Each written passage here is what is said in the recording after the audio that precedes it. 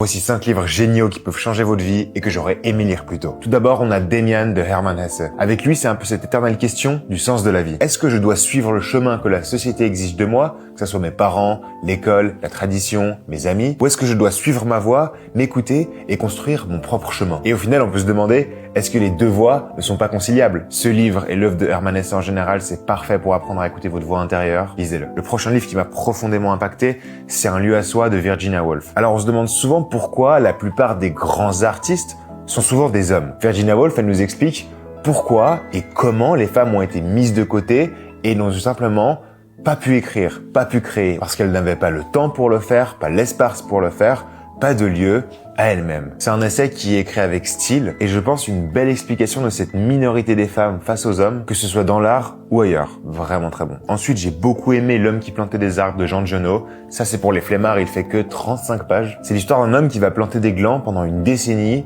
à la main. Au début, on se moque de lui, on dit que c'est inutile, mais la forêt, elle finit par grandir et il va transformer le visage de la région. Et finalement, ce livre, c'est un peu la preuve que la patience, c'est la meilleure des vertus et que parfois, la différence entre quelqu'un qui réussit et quelqu'un qui ne réussit pas, c'est pas forcément la nature de leurs gestes, mais simplement leur détermination et leur capacité à courir la distance. Des fois, il faut juste le faire plus longtemps. Le prochain livre, il est un peu incongru, c'est Moi, Asimov de Isaac Asimov. Pour ceux qui ne le connaissent pas, c'est un immense écrivain de SF, il a écrit notamment Le cycle des robots, le cycle de Fondation. Et ce livre, c'est une autobiographie de l'auteur de son enfance à ses succès retentissants. Il va nous expliquer un peu ses premiers pas dans l'écriture, ses premiers pas dans la lecture et dans la littérature de science-fiction. Une fois que t'as lu ce livre, t'as juste envie d'écrire, t'as envie de lire les livres d'Asimov et t'as envie de construire quelque chose. C'est une belle leçon sur l'art de choisir sa direction et de construire sa vie. Et finalement, le dernier livre qui m'a beaucoup influencé, c'est évidemment La promesse de l'aube de Romain Gary. C'est pas pour rien que c'est mon livre préféré et c'est encore à ce jour la meilleure leçon de détermination et de courage que j'ai jamais reçu. Après tout, le mec,